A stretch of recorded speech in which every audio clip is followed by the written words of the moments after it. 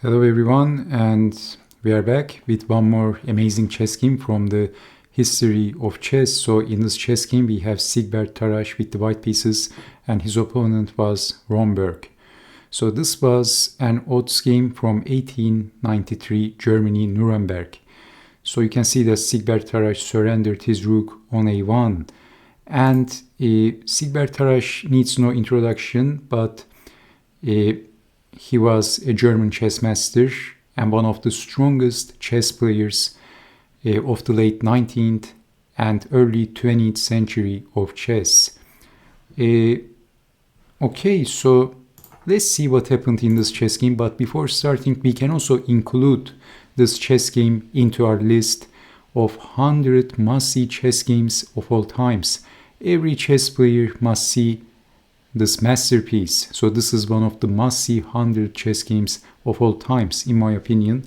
Tarrasch starts the game with e4, e5, knight to f3, knight to c6, d4, and we have the Scotch gambit type of opening with no rook on a1. So knight to g5, developing and defending queen to h5, triple attack on the f-pawn. The f-pawn is under siege.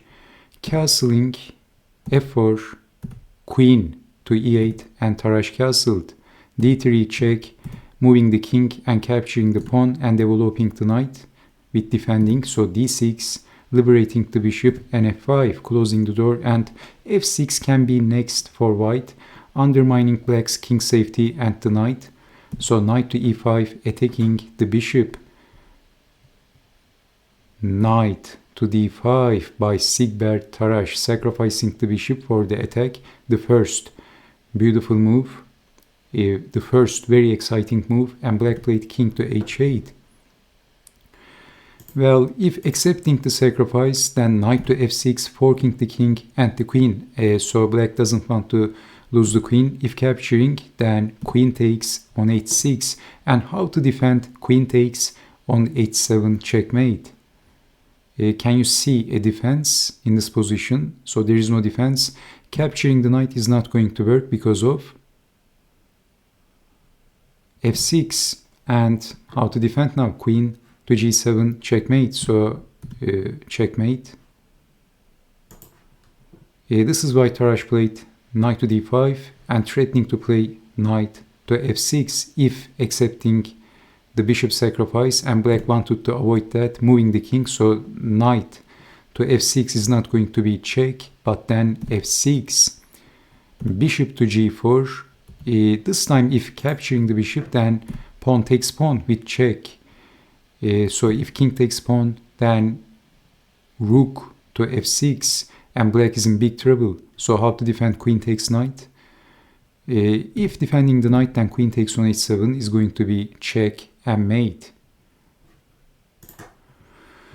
Okay, so f6 was also a very strong move, threatening to take. Bishop to g4 takes, check. King takes on g7, and maybe defending the queen comes to mind, but in this position you can see that both the queen and the bishop is under attack. So it looks like Siegbert Tarrasch is in trouble against this unknown player. And don't forget that Tarrasch is playing with the rook odds, so he surrendered one of his rooks on a1. Right now actually white is a rook and 2 pawns down, but here comes an incredible, unbelievable move by Siegbert Tarrasch. He played queen takes on h6, a brilliant and a shocking, unpredictable queen sacrifice. Tarrasch had to see very deep into this position before sacrificing the queen, because there are many other different variations and possibilities in this position. He had to make sure that this was winning for white before sacrificing the queen. And yes, the chess engine agrees with Tarrasch in here, because there is forced checkmate actually in 10 moves. But 10 moves is a lot of moves to see with different sidelines. So let's see. If king goes back, by the way, then queen takes on h7 is going to be checkmate. So black has to accept the sacrifice. So white is both queen and rook down, but he has this incredible forced checkmate. Discovered check to the king with the knight. King to h5. If king to discovered check to the king with the bishop after moving the knight. So if king to g6, then rook to f6, only move. Rook to h6 is check and mate. So checking the king with the bishop. King to h5, check. King to h6. If king to h4, g3, check and mate. King to h6, knight to e2, discovered check to the king with the bishop. King to g6, it feels like there is nothing for white in this position, but if king to h5, then rook to f5, and if not capturing the rook, there is forced checkmate. Black is getting forced checkmated. If king to h4, if king goes up or if king goes back, that's what the chess engine said. But if capturing the rook, then check, check, and then checkmate. And if king to h4, then bishop to g5, and this is also going to be check and mate. So king to h6, knight to e2 check, king to g6, and again it feels like there is nothing for white, but can you see the best move for white? What would you do in this position?